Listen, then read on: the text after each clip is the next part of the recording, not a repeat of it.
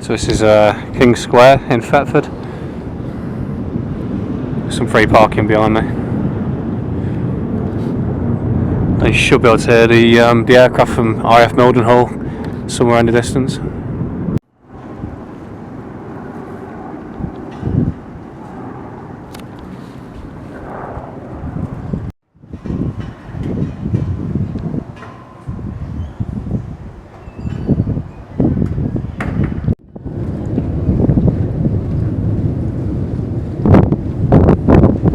And this is the events info place. And did you like your car? Yes. And my placemats are one each side of the bed. And I still think she's probably got Asperger's or something like that. She's socially not adept. She's just not aware, is she?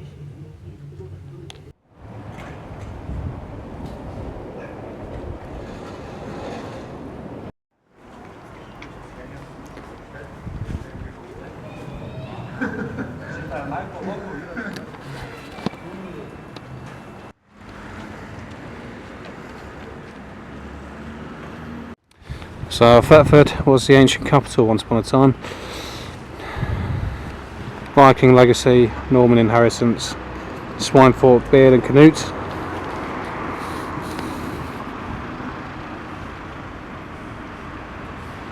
one of these old cattle troughs, that's what you call them here. And you've got the Green Dragon pub over there. You get in focus.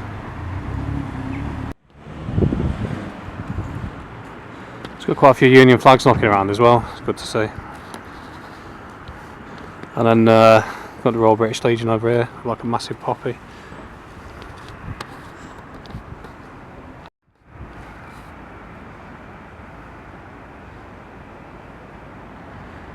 And now on to all the Eastern European shops. Flag is that? Lithuania maybe? Good to see the British Legion, cash only.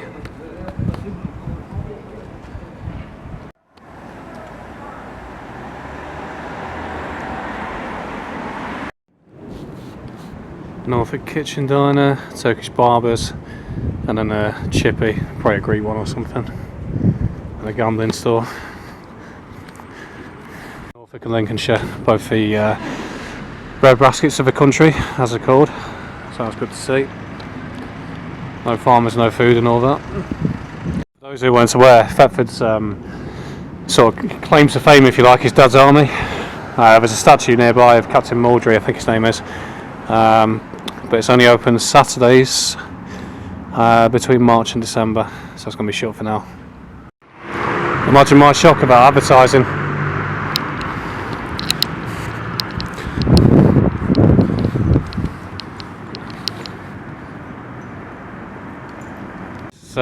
Clippers, the old coach house. Oh, so hairdressers, that's why. Apologies for today, I think I'm just not really in the mood. It's not going to be the most interesting of videos. Here's what it is. It's a bit of a wander no matter what, isn't it? Bit of police business going on. It's quite a lot of shops up to that. I think this must have been an Argos not so long ago. And then down the riverside here. It's that time of year again, really, with the low sun. Button Island. I like the concept of the bridge though. It's like a little trinity, or like a Y shape. And there's an Indian statue to a Punjabi down there.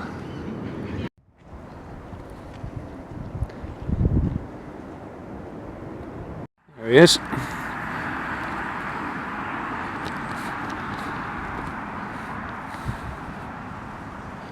Just as it's about to start raining as well. So we got Captain Mainwaring statue. Put here in 2010. Why is it in Thetford? Harold Snowd, who was later director of many of the episodes, was given the task of finding a suitable location For the external shots of Wilmington on Sea, the Stamford training area to the north of Thetford was available, and the town itself had hotels to accommodate everyone, and several streets with neat rows of grey brick and flint houses, which gave the right period feel and could be used in the series. Thus, Thetford became Wilmington on Sea, despite being 50 miles from the coast. That's why it's here.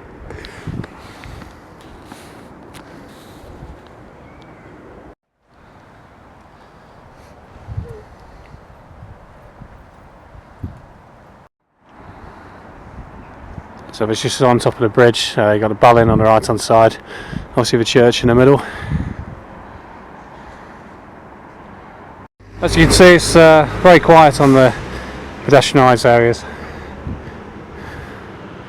Just generally quite a quiet town, really. For better or worse. Looks like quite an interesting shop in Coma 2, new and second hand gifts.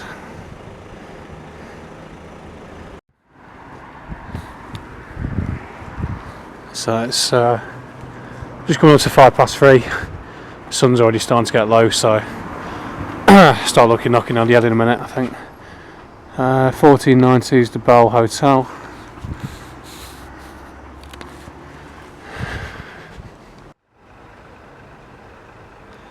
This is Thomas Paine, French Revolution. 1787, Paine returned to Europe to promote his design for a cast iron bridge. He became caught up in the French Revolution, and his best known work writes the man was a passionate defence of the revolution. And Dad's army, of course, on the other side. So this is a memorial to the 359th Fighter Group.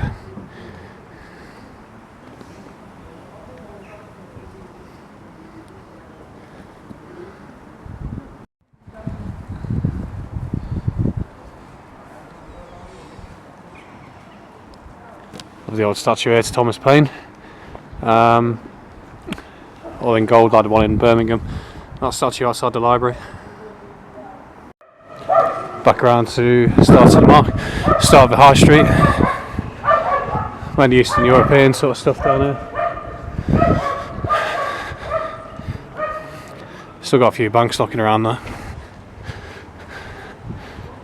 Wonder if this is one that's shut down.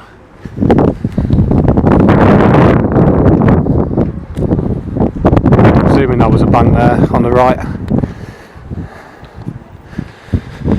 Hey, plenty of gambling gambling shops. There is plenty more on the outskirts, but just not really in the mood today, to be honest. Weather's a bit shit as well, so as a result the high streets are quite quiet. Still got them old traditional looking post offices still up and running.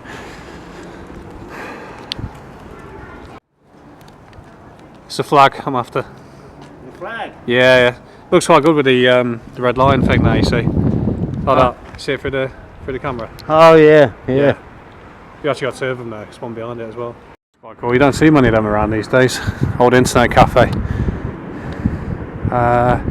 Yeah, good idea.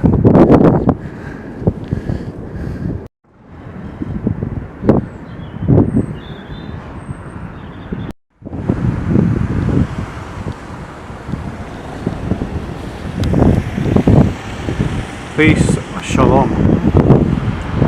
Assalamu alaikum, maybe on the other side.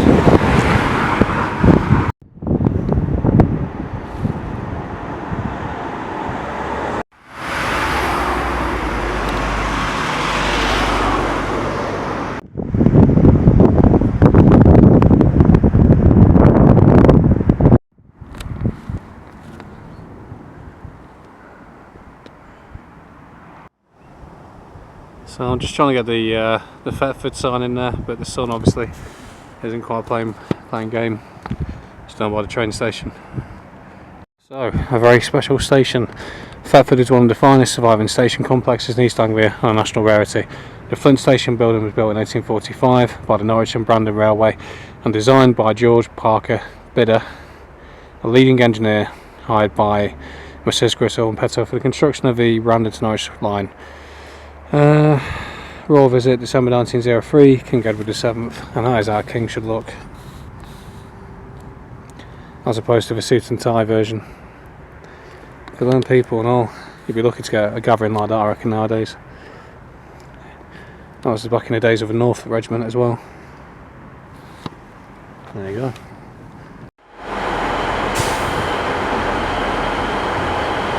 It's a nice way to get people in, isn't it? Obviously, whereas Derby's got the Peak District, obviously they've got the Brecklands, or the Brecks. Infernal destination.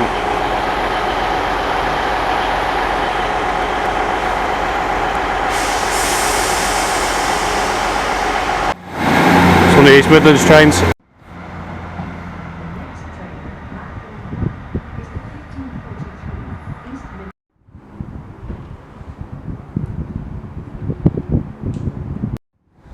Advertise themselves well anyway for the tourist attractions around there.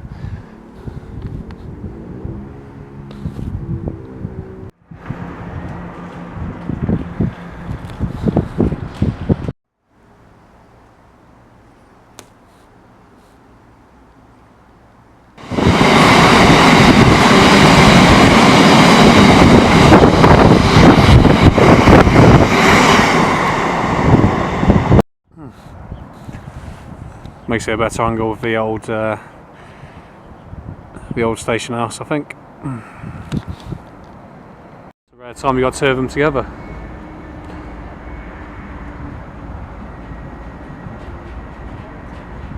So I'm lucky.